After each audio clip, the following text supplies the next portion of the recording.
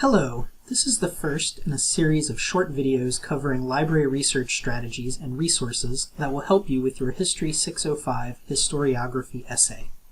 My name is Rob Detmering, and I'm a librarian in the Research Assistance and Instruction Department at Ekstrom Library. I'm sorry I'm unable to meet with you in person due to the ongoing health crisis, but please don't hesitate to contact me if you have any questions about finding sources for your assignment. I can be reached by email at robert.detmering@louisville.edu. I'm also happy to set up an online appointment with you through Blackboard or another platform. In this video, I'm going to provide some general guidance on how to approach the research process for the historiography essay, and then in the other videos, I will actually delve into the databases and show you a few example searches. So the historiography assignment asks you to examine the current state of research or scholarship on your chosen topic. Essentially, you will be collecting, summarizing, and analyzing secondary sources in an attempt to understand not only what scholars already know about the topic, but also what they do not know or what they might have gotten wrong, perhaps an unanswered question or unsolved problem. The historiography essay is similar to what is often called a literature review in other academic disciplines. In a literature review, you are looking at a body of existing scholarship on a topic and trying to identify a gap in this literature. Again, this might be an unanswered question or unsolved problem. Before we go into the databases, there are several strategies you'll want to keep in mind as you begin your historiographic research. At the graduate level, you need to be as comprehensive as possible in your research. It's not enough to just grab the first few relevant articles from Google or from a library database such as JSTOR.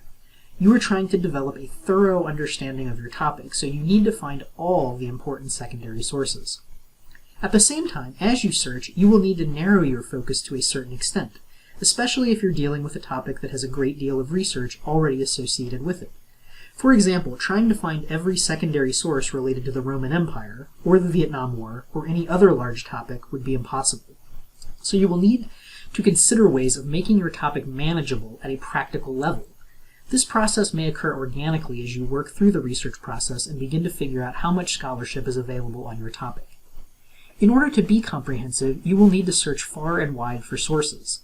Scholarship is spread out among multiple online databases and platforms, so you will need to search in more than one place.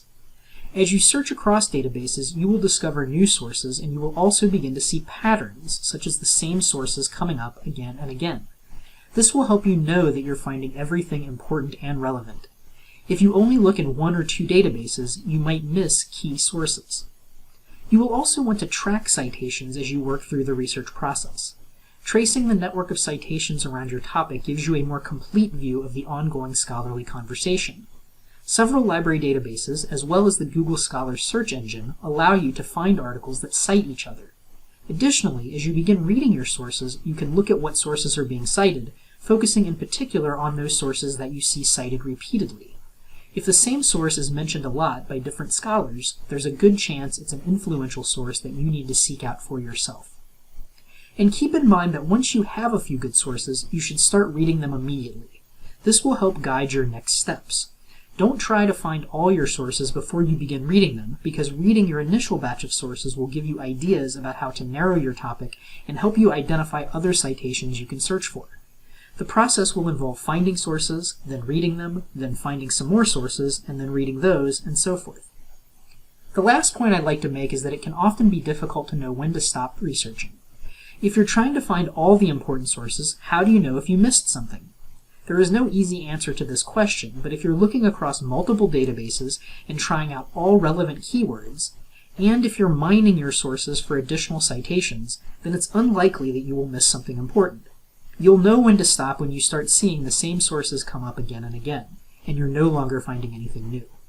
That's all for this video. We'll dive into the actual databases next.